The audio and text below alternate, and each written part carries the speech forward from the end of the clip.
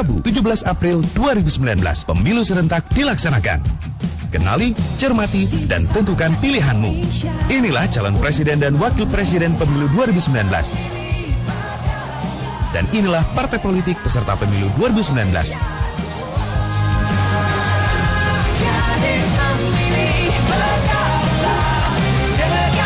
Ayo ke TPS, Rabu 17 April 2019. Pemilih berdaulat, negara kuat.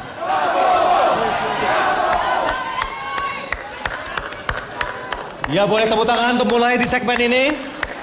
Ya, Anda kembali menyaksikan debat kedua calon presiden 2019. Kita sampai di debat eksploratif.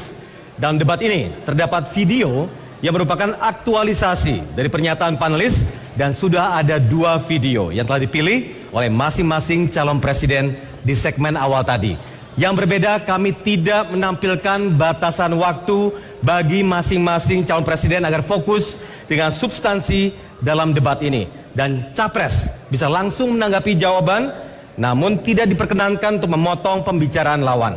Kami selaku moderator bertugas mengawal dan mengatur jalan debat dan menjaga keberimbangan. Ya, baiklah, kita simak bersama video yang dipilih oleh Capres 02 adalah video A.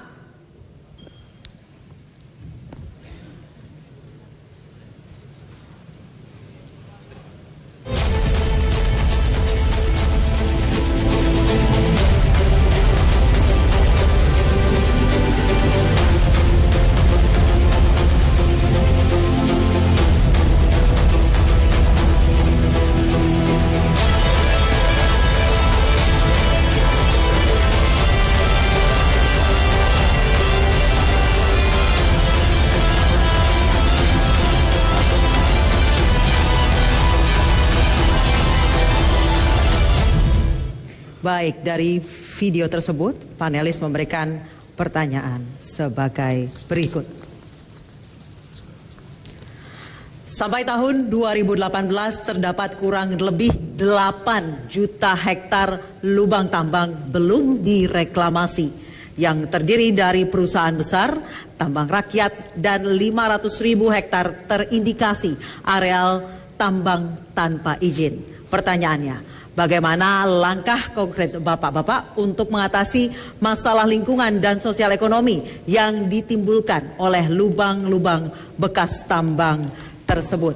Silakan Capres nomor 02 untuk menjawab dan silakan langsung ditanggapi. Baik, justru inilah persoalan yang kita terima dari tahun-tahun yang lalu, di mana seolah-olah negara itu telah dikooptasi oleh perusahaan-perusahaan swasta. Ini bisa dianggap adalah kolusi kerjasama antara pejabat-pejabat pemerintah dengan perusahaan-perusahaan swasta besar, sehingga kalau perusahaan-perusahaan swasta itu meninggalkan persoalan-persoalan seperti tadi, lubang-lubang yang tidak ditutup, ya akhirnya dia lolos, dia tidak akan dikejar, tidak akan ditindak. Ya, kita hargai usaha kalau pemerintah sudah mengejar, dan memang itu yang harus kita lakukan. Ini memang menjadi besar karena pemerintah manapun mewarisi persoalan yang sudah berjalan sekian puluh tahun. Jadi situasi yang dibutuhkan sekarang adalah suatu pemerintah yang tegas, yang berani untuk menindak. Tetapi kita juga tahu bahwa banyak perusahaan-perusahaan itu sudah nggak ada di Indonesia, sudah tidak ada di Indonesia. Dia sudah di sini 30 tahun, dia sudah eksploitasi, dia berangkat. Ini yang jadi repot. Tapi kita mungkin bisa kejar melalui saluran-saluran pengadilan internasional, melalui PBB, melalui Interpol. Mungkin masih banyak jalan, karena sebagian dari mereka begitu. Dia bekerja di sini, dia lakukan segala macam, habis itu begitu selesai dia tinggalkan. Ini kita alami dan saya sendiri mengetahui itu. Ya, itu tanggapan saya. Jadi saya prihatin dan saya akan, kalau seandainya saya yang mimpin, saya akan benar-benar fokus untuk mencari jalan keluar mengatasi ini. Langsung ditanggapi. Jadi sejak 2015 kita pemerintah telah bekerja sama dengan KPK, yaitu melalui gerakan penyelamatan sumber daya alam. Oleh sebab itu, banyak sekali yang telah dikerjakan bersama-sama dengan KPK dalam hal penyelamatan sumber daya alam yang kita miliki. Tetapi di samping penegakan hukum, kita juga telah mengerjakan banyak hal. Mungkin rakyat Indonesia, Bapak Ibu sekalian bisa melihat di tambang Bukit Asam, yang dimiliki oleh Bukit Asam, itu hampir sebagian besar yang telah ditambang itu sudah dihutankan kembali. Kalau memang pengawasannya ketat, kita bisa melakukan itu. Kalau pengawasan sebuah daerah kurang, pasti itu tidak. Baik, langsung ditanggapi Bapak, silakan. Ya, kita hargai semua usaha pemerintah, tetapi juga kita waspadai ada perusahaan-perusahaan besar, multinasional, merasa dia sangat kuat, dia di atas hukum, dia tidak takut sama pemerintah Indonesia, dia bisa berbuat seenaknya. Ini kita alami di beberapa tempat. Jadi ini saya kira siapapun nanti kita harus lebih galak lagi untuk mengejar pelanggar-pelanggar pencemaran lingkungan hidup dan tidak mentaati ketentuan-ketentuan yang dia harus melaksanakan. Terima kasih. Baik, silakan. Langsung saja Pak. Jadi selain penghutanan kembali, kita juga melihat di beberapa tambang juga telah melakukan reklamasi kembali. Ada yang menjadi misalnya pantai wisata, ada juga yang lubang galian yang telah dikerjakan tambang juga menjadi sebuah kolam ikan besar. Saya kira banyak hal. Memang ada 1, 2, 3 yang memang belum dikerjakan. Tetapi sekali lagi dengan pengawasan pemerintah daerah, dengan pengawasan Kementerian Lingkungan Hidup, saya meyakini ini bisa di satu persatu bisa diselesaikan. Sekali lagi, bukan pekerjaan mudah, tetapi yang saya lihat di lapangan itu bisa dikerjakan oleh kementerian, oleh provinsi maupun oleh kabupaten dan kota. Baik, silakan langsung Pak. Tenang. Jangan, Pak. Langsung saja Pak. Saya kira cukup ya masalah ini. Ya, untuk apa bertele-tele lagi? Oke. Ya. Baik, masih ada Pak waktunya. Saya kira dalam hal ini kita sama, kita ingin memberantas pencemaran lingkungan, kan begitu Pak? Baik. Ya, jadi begini ya, kalau kita berbeda jangan kita dibikin diadu-adu terus, betul gak? Baik, silakan Pak. Ada tanggapan lain? Ya. Jadi kalau tidak ada terlalu banyak perbedaan, untuk apa kita ribut lagi Pak? Betul, Pak? Silakan Pak, ada tanggapan lain? Ada tanggapan? Iyalah, saya setuju saja. Oke, baik. Boleh tepuk tangan dulu? Tepuk tangan dulu? Tepuk tangan dulu.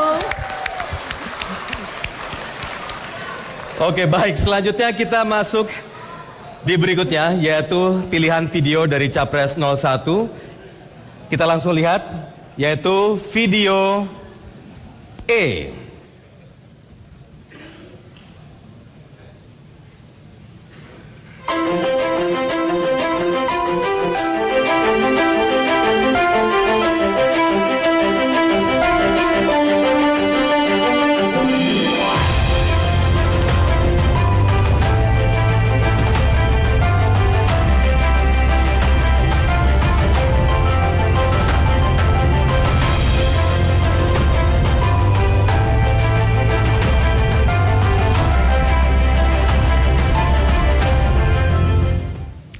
Baik, itu tadi videonya. Langsung saya akan bacakan pertanyaan yang telah disusun oleh tim panelis untuk video ini.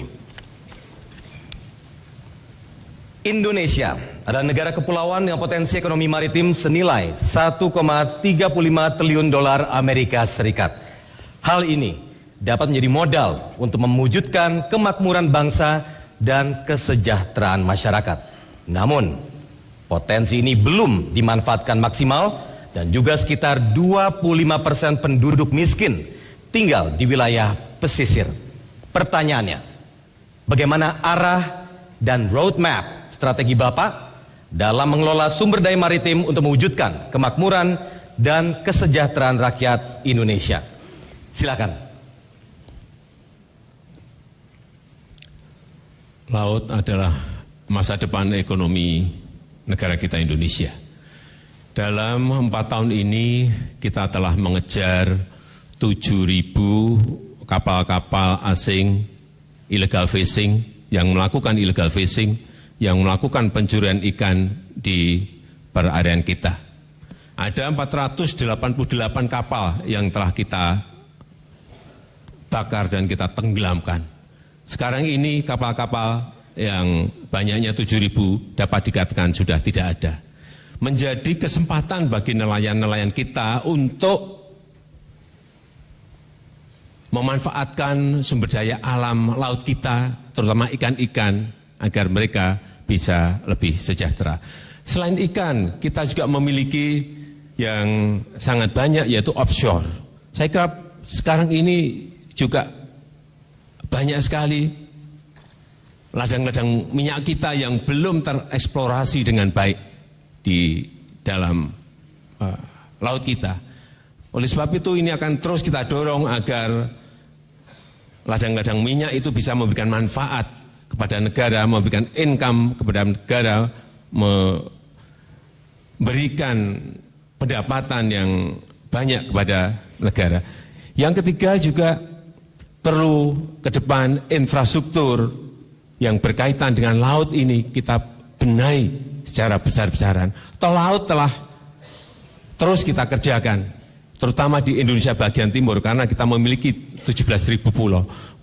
Konektivitas antar pulau, pelabuhan, tol laut, ini juga harus secara konsisten kita selesaikan agar betul-betul laut memberikan manfaat kepada rakyat, kepada bangsa, dan kepada negara.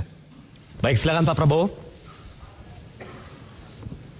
Yang jadi masalah sekarang adalah para nelayan-nelayan miskin itu tidak punya akses kepada teknologi, tidak punya akses kepada kapal, tidak punya akses kepada modal, dan dibatasi oleh peraturan-peraturan yang sangat membatasi kemampuan nelayan kecil untuk melaut dan untuk melaksanakan pekerjaannya. Jadi kalau kami, strategi kami adalah negara hadir. Kami akan membuat BUMN khusus di bidang laut dan di bidang perikanan, dan mengorganisir nelayan-nelayan, dilatih dengan teknologi tepat, diberi akses kepada alat, kapal, modal, kemudian diberi prasarana, cold storage, dan pengalengan dan sebagainya, dan kemudian pemasarannya dibantu oleh pemerintah. Jadi kita ingin mengendalikan, tapi juga kita harus memberdayakan nelayan yang miskin untuk bisa hidup dengan layak. Baik, mohon maaf, langsung silakan Pak Jokowi. Yang pertama mengenai BUMN perikanan, mungkin Bapak belum tahu bahwa kita telah memiliki yang namanya Perindo, kita telah memiliki yang namanya Perinus, yang itu membantu membeli ikan-ikan yang ada di rakyat. Kemudian yang kedua mengenai yang berkaitan dengan perizinan. Untuk nelayan-nelayan kecil yang memiliki bobot 10 GT ke bawah ini sudah tidak pakai izin lagi. Hanya yang 10 sampai 30 ke atas yang harus mendapatkan izin baik dari KP maupun dari provinsi. Sehingga kita harapkan dengan semakin cepatnya perizinan, dengan yang kecil-kecil nggak ada izin, mereka bisa melaut dan mendapatkan ikan lebih banyak lagi. Kemudian yang ketiga, kita juga telah membentuk yang namanya Bank Mikro Nelayan agar para nelayan ini bisa mengakses ke bidang keuangan. Baik, silakan bergantian, Pak Prabowo, silakan. Ya, saya hanya menyampaikan apa yang saya tangkap dalam keliling saya ke daerah-daerah itu, laporan-laporan bahwa memang nelayan yang paling miskin, nelayan yang paling kecil itu yang sekarang masih mengalami sangat-sangat berat kehidupan mereka, Pak. Jadi mungkin ya laporan-laporan ke Bapak mungkin bagus-bagus, tapi biasanya di Republik ini biasa, Pak, dari dulu kita sudah lama jadi orang Indonesia. Jadi laporannya bagus, kenyataannya di bawah tidak sebagus apa yang dilaporkan ke Bapak. Demikian, terima kasih. Baik, silakan ditanggapi Pak Joko Widodo. Ya, saya kira itulah tugasnya pemimpin agar yang tidak bagus itu menjadi bagus. Harap tenang. Saya melihat, saya ini hampir setiap minggu, setiap bulan bertemu dengan nelayan, ke kampung nelayan, bahkan Bapak Ibu bisa tanya ke kampung nelayan di Tambak Lorok di Semarang. Jam 12 malam, tengah malam, saya berdua dengan sopir, berdua saja ke sana untuk memastikan bagaimana kondisi nelayan yang benar. Karena betul bahwa banyak laporan ke saya yang tidak baik, banyak laporan ke saya yang baik, tapi saya ingin memastikan nelayan itu betul-betul kondisinya seperti apa. Sehingga tengah malam saya berdua dengan sopir datang ke Tambak Lorok, kampung nelayan yang ada di utara kota Semarang. Saya ingin betul masalah-masalah itu masuk ke telinga saya langsung dan kita bisa membuat kebijakan-kebijakan yang pas seperti tadi yang saya sampaikan. Bank Mikro Nelayan, itu salah satu keluhan dari nelayan. Baik, silakan ditanggapi Bapak Prabowo. Terima kasih, cukup jelas, Pak. Bapak, cukup segitu saja? Masih ada waktu, Pak. Masih ada waktu. Kalau udah jelas, saya kira cukup ya. Kita hargai semua orang.